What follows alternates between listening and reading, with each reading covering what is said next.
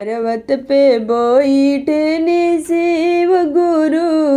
संगवा पार्वती ना शिव गुरु झुकी झुकी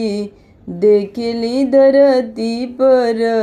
मन मुस्काई लेना शिव गुरु दे झुकी झुकी देखिल धरती पर मन मुस्काई लेना गौरा पीस दोना भोंगिया के पतिया सिया शिव चर्चा करे ना गौरा पीस दोना भोंगिया के पोतिया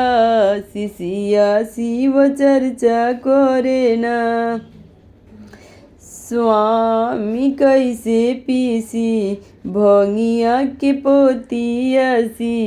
सिया तोहर बाट जो है ना स्वामी कैसे पीसी भंगिया के पोतिया सिया तोहर बाट जो है ना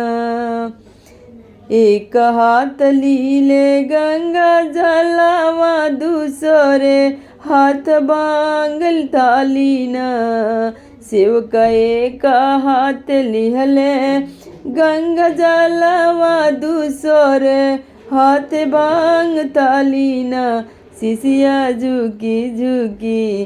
मांगिल दयावा तो शिव हम पर दया करी ना शिशिया झुकी झुकी करल नमनिया तो गुरु हम पर दया करी ना गौरा पीस दोना भोंगिया के पोतिया सिया शिव चर्चा करे ना शिशिया के हाथ लेल बाबूतिया दूसरे हाथ बेलपतिया नु हो एक हाथ लिहले शिश बाबूतिया दूसरे हाथ बेलपतिया नु हो ए शिशिया झुकी झुकी कर शिव चर्चा तो शिव हम पर दया करी ना ए शिशिया झुकी झुकी कर शिव चर्चा तो शिव हम पर दया करी ना पर्वत पे बैठल शिव गुरु आस न लगाई के हो पर्वत पे बैठल शिव गुरु माता पार्वती संगे हो शिव गुरु धरती पर झुकी झुकी देखिले मन मुस्काइले हो शिव गुरु धरती पे झुकी झुकी देखिले मन मुस्काइले हो गौरा पीस दोना भोंगिया के पोतिया सिया शिव चर्चा करे ना गौरा पीस दोना भोंगिया के पोतिया सिया शिव चर्चा करे ना शिशिया के एक हाथ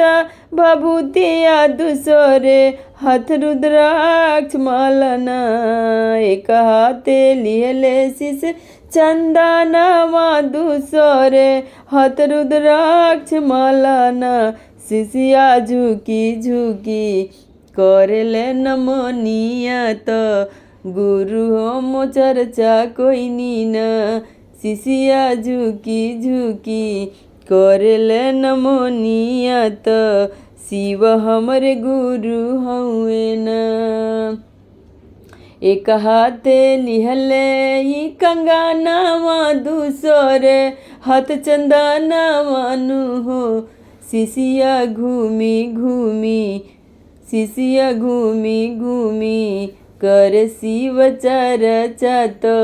शिव हमरे गुरु हउए ना शिशिया घूमी कर शिव